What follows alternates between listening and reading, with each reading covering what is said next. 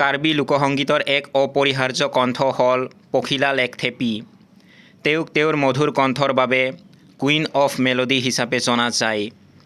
কাৰ্বি পাহাৰৰ এই সুৰীয়া কণ্ঠই আজি ৰাষ্ট্ৰীয় পৰ্যায়ত স্বীকৃতি লাভ কৰি সমগ্ৰ অসমলৈ গৌৰৱ কঢ়িয়াই আনিছে। তেওঁ বৰ্তমানলৈকে ৩০০ৰো অধিক গীতত কণ্ঠদান কৰিছে আৰু জুবিন গাৰ্গৰ দৰে প্ৰসিদ্ধ শিল্পীৰ লগতো গীত গাইছে।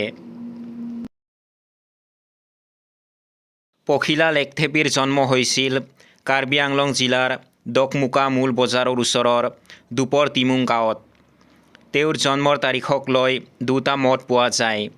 শৈক্ষিক নথি পত্ৰ অনুসৰি তেওঁৰ জন্ম 1962 চনত।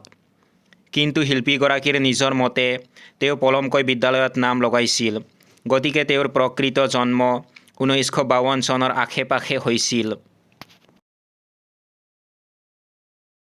তেওঁৰ পিতৃৰ নাম আছিল মুখিম লেকথে আৰু মাতৃৰ নাম আছিল বাসুদৈ টিমুংপি। পখিলা লেকথেপি তেওঁৰ মাক দেউতাকৰ একমাত্ৰ সন্তান আছিল। তেওঁৰ দেউতাকে গাঁৱৰ বিভিন্ন নাটকত গীত পৰিৱেশন কৰিছিল, যাৰ ফলত সৰুৰে পৰাই তেওঁ সংগীতৰ প্ৰতি আকৰ্ষিত হৈছিল। তেওঁৰ আনুষ্ঠানিক শিক্ষাৰ আৰম্ভণি গাঁৱৰ প্ৰাথমিক বিদ্যালয়তে হৈছিল। বিদ্যালয়ত প্ৰতি শনিবাৰে অনুষ্ঠিত হোৱা গীতৰ প্ৰতিযোগিতাসমূহে তেওঁৰ ভিতৰত থকা সুপ্ত প্ৰতিভা বিকাশ কৰাত সহায় কৰিছিল। পখিলা লেকথেপিয়ে 4 দশকৰো অধিক কাল ধৰি কাৰ্বি সংগীতৰ সৈতে জড়িত হৈ আছে।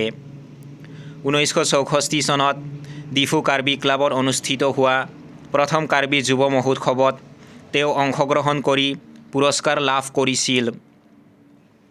ডংকা মুকামত তেওঁৰ গীত শুনি আকাশবাণী গুৱাহাটী কেন্দ্ৰৰ কাৰ্বি শাখাৰ সঞ্চালকে তেওঁক গীত পৰিৱেশনৰ বাবে আমন্ত্ৰণ জনাইছিল। কাৰ্বি ভাষাত আধুনিক সংগীতৰ ধাৰা আৰম্ভ কৰাত তেওঁৰ ভূমিকা অনবদ্য। তেওঁৰ প্ৰথম শ্ৰাব্য কেছেটখনৰ নাম আছিল কংঘুন। পখিলা লেকথেপিক তেওঁৰ অৱদানৰ বাবে বহুতো সন্মানেৰে বিভূষিত কৰা হৈছে। পদ্মশ্ৰী 2026। ভাৰত চৰকাৰে তেওঁক শিল্পৰ ক্ষেত্ৰখনলৈ আগবঢ়োৱা অৱদানৰ বাবে দেশৰ চতুৰ্থ সৰ্বোচ্চ অসামৰিক সন্মান প্ৰদান কৰে। অসম গৌৰৱ 2024। অসম চৰকাৰে তেওঁক এই সন্মানেৰে পুৰস্কৃত কৰে। শিল্পী বঁটা 2023। অসম চৰকাৰৰ সাংস্কৃতিক সঞ্চালকালয়ে তেওঁক শিল্পী বঁটা আৰু শিল্পী পেঞ্চন প্ৰদান কৰে। Queen of melody 2011। হিলছ আইডলে তেওঁক এই উপাধি প্ৰদান কৰে। লুইত গৌৰৱ 2018। গুৱাহাটী শোধনাগাৰৰ পৰা এই সন্মান লাভ কৰে। অমূল্য কাকতি স্মৃতি বঁটা 2009। সদৌ গুৱাহাটী ছাত্ৰ সন্থাই তেওঁক এই বঁটা প্ৰদান কৰিছিল। প্ৰাক প্ৰেৰণা বঁটা 2025। কাৰ্বি লোকসংগীতৰ বাবে এই বঁটা লাভ কৰে। পখিলা লেকথেপি কেৱল এগৰাকী কণ্ঠশিল্পীয়েই নহয়, তেওঁ কাৰ্বি সংস্কৃতিৰ এগৰাকী সঁচা ধৰণী স্বৰূপ।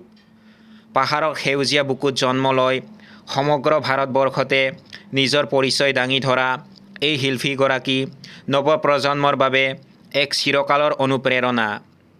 কাৰ্বি পাহাৰৰ পৰা ৰাষ্ট্ৰীয় মঞ্চ জয় কৰা এই যাত্ৰাই প্ৰমাণ কৰে যে সঁচা শিল্পীক ভৌগোলিক পৰিসীমাই কেতিয়াও আবদ্ধ কৰি ৰাখিব নোৱাৰে।